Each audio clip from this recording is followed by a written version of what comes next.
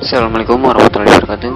Nama saya Sahrul Fauzi, ingin mempresentasikan tentang studi dan analisis perbandingan administrasi negara. Yang pertama, pendekatan dan metode studi perbandingan. Pendekatan adalah suatu langkah rasional untuk mempelajari objek tertentu. Pendekatan yang digunakan untuk mempelajari perbandingan administrasi negara harus merupakan langkah-langkah yang konkret. Menurut UKASA, untuk studi perbandingan administrasi menjelaskan beberapa pendekatan sebagai berikut. Yang pertama, pendekatan sistematis. Berdasarkan administrasi sebagai sistem untuk diperbandingkan. Sistem-sistem yang dibandingkan adalah yang terdapat dalam administrasi negara.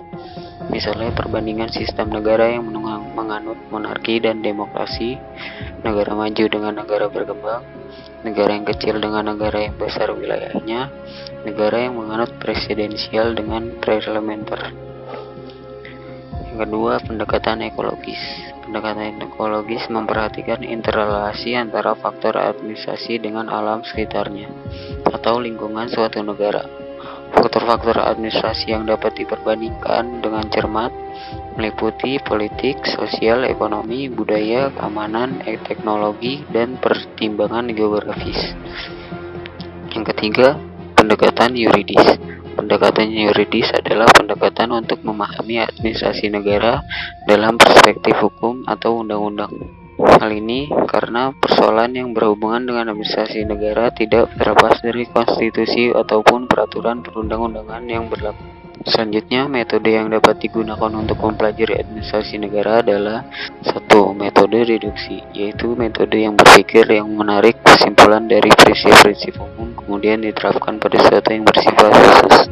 2. Metode induksi, yaitu metode berpikir dalam menarik kesimpulan dari prinsip khusus kemudian diterapkan pada sesuatu yang bersifat. 3. Metode dialektika, yaitu metode berpikir yang menarik kesimpulan melalui 3 tahap atau jenjang, yakni tesis, antitesis, dan sintesis. B. Tahap perbandingan. Hal-hal yang dapat diperbandingkan adalah sebagai berikut. 1. Kondisi wilayah suatu negara. 2. Kondisi sosial budaya. 3. Kondisi ekonomi. 4. Kondisi politik.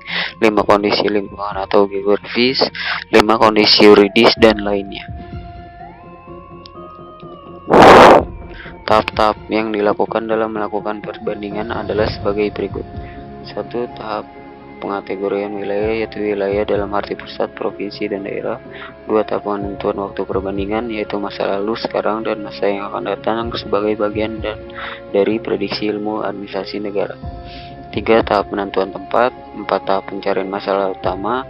5. Tahap menentukan pendekatan, metode, dan teori. 5. Tahap analisis. 7. Tahap menarik kesimpulan. C. Aspek-aspek perbandingan administrasi negara. 1. Bentuk negara. Pada dasarnya ada hakikat suatu negara sebagai suatu kebulatan mencakup keseluruhan kedaulatan negara. 2. Bentuk pemerintahan. Ini dibedakan menurut jumlah atau banyaknya orang memegang kekuasaan pemerintahan. Atas dasar itulah dikenal bentuk-bentuk pemerintahan monarki, oligarki, dan demokrasi. 3. Sistem pemerintahan. Sistem pemerintahan adalah hubungan antara organ pemerintah dan alat perlengkapan negara-negara lainnya yang ada menjalankan fungsinya di dalam suatu negara. 4. Sistem politik. Sistem politik adalah tata kehidupan dan hubungan antar manusia yang dilembagakan dalam macam-macam politik, baik lembaga politik yang suprastruktural maupun lembaga politik yang infrastruktural.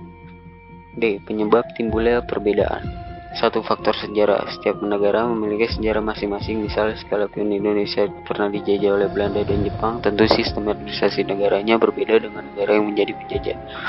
2. Pada faktor teritorial. Perbedaan administrasi negara dilatar belakangi oleh luas atau tidaknya wilayah suatu negara. Indonesia sering berganti-ganti sistem pemerintahannya disebabkan luas negaranya. 3. Faktor konstitusional, yaitu undang-undang dasar yang dijadikan dasar hukum penyelenggara negara.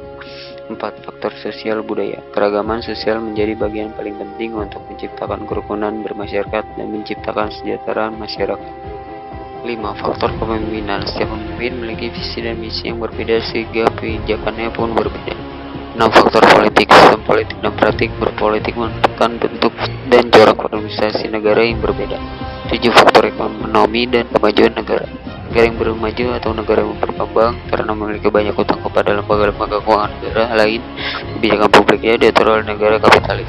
8. Faktor sumber daya manusia. Pendidikan masyarakat masih rendah menjadi penyebab sulitnya negara mengembangkan diri menjadi negara maju. 9. Faktor moralitas bangsa. Banyak korupsi dan kejahatan lainnya dalam negara mempersulit mengembangkan administrasi negara yang terbuka.